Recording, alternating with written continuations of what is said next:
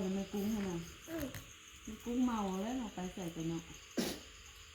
โอ้ยมันมือไปเบิ่งรถสิรถน่ะเบิ่งมืดถ้าได้ป่องบุญป่องเดียว หัวแอนแล้วเพิ่นน่ะมึงโทรหามึงมีเสียงเพิ่น เดี๋ยวโอ้บมีขาคู่มีขาคู่ ข้าครูกับอาจารย์เพิ่นบ่จุก ขาคู่1 2 3เดี๋ยวอันนี้จ่ายขาคู่เด้อสอนวิธีจีบผู้สาวอันนี้10,000 20,000 30 40,000เอา40,000นี่ขาคู่ป้าเอาขาคู่เอาสอนวิธีจีบผู้สาวแต่ทำอิฐเด้อสมมุติว่าเห็นผู้สาวทำอิฐถึกใจเฮ็ดจังได๋นะ เป็นไรก่อนนางเข้าไปแล้วก็ โอ้ จับมือแล้วบอกว่าหักเด้อ เอาหักเด้อ แฟนกับคอยได้บอก เป็นแฟนกับข่อยได้บ่ มีแฟนแล้ว มีแฟนแล้วหรือยังประมาณนี้หวะ โดย ถ้าเขาว่าบ่มีได้ซะเฮาก็จูงแขนไปโลดเนาะ ถ้ามีได้จะบัด ใส่ นี้ เข้าไป ถ้าเขาบอกว่าข่อยมีแฟนแล้ว ชู้ก็ได้ เป็นสู้ก็ได้ มึงเอ้ยนี่เคล็ดลับเด็ดๆเลยนี่เอาปะสิได้กินเบียร์นำบ่ได้อยากส้นจอกคักๆแล้วบัดนี้ เป็นสู้ขายบ่ เออ เป็นสู้ก็ได้สิว่าโอ้คักแท้เนาะตีเฮียนแบบแท้ เรี แล้ ยน ว แบบ นี้เนาะ บัดนี้เว้าให้ฟังเด้ออาเซินน่ะเพิ่นมีแฟนจักคนแล้วตั้งแต่คุมื้อนี่ ตัดกระซิบของที่ อาเซินมีแฟนเป็น10แล้วตอนนี้เพิ่นเข้าโรงเรียนนี่มีจักคนตอนนี้ตั้งแต่แฟนเก่าเพิ่นเปิดบอกเลิกตั้งแต่อนุบาล2น่ะ เราก็มีอยู่เจ้าก็ตามจีบอยู่แต่เราก็บ่ค่อยสนใจเพราะว่าเรารอเรามีคงในใจแหละ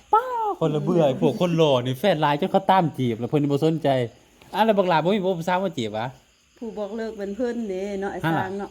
ไอ้สร้างเนาะที่ว่าผู้สาวบอกเลิกนั่นบ่แม่นบ่ แม่น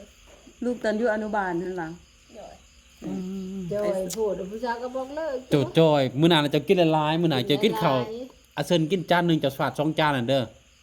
ข่อยเบิ่งในสายตาข่อยนี่เจ้ารอได้แต่เจ้าจอยนิดนึงถ้าเจ้าอ้วนขึ้นนิดนึงป้า กินข้าว สเปคเลยเนี่ยหุ่นเจ้านี่โอ้ยหุ่นยาว ไอ้ ขาว เพิ่น ดี สู้บ่ได้ดอกว่านะ รอก็นี่นี่อาเซินนี่โอ้ยเสียใจแล้วแหละนี่ผู้สาวเพิ่นมักเนี่ยมันตามเจ้าเบิดเลย โอ้ยมีมันก็เอาเขาซะอีก ป้าอันนี้ถามเท่าตอนนี้บักหลาไปเฮียนนี่มีผู้สาวคนใดที่แบบบักหลาถูกใจอยู่บ่แบบบักหลาแน่นละปะปิ๊งเลยเนี่ยอยากเป็นแม่ของลูกประมาณนี้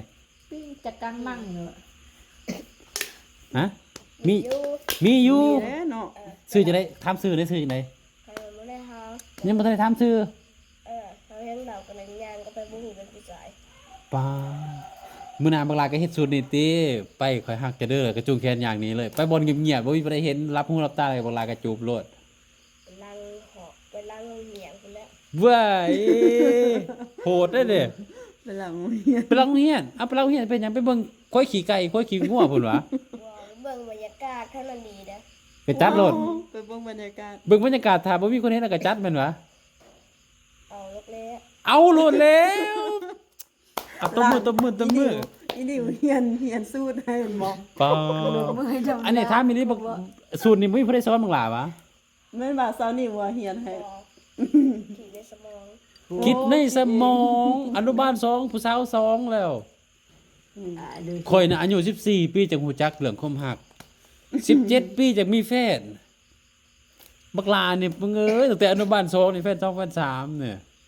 สุดยอด ปีนี้ม .1 แล้วเด้ปีนี้ อีพ่อใหญ่ก็ยังบ่สู้บักหลาได้นี่เรื่องแบบนี้เนี่ย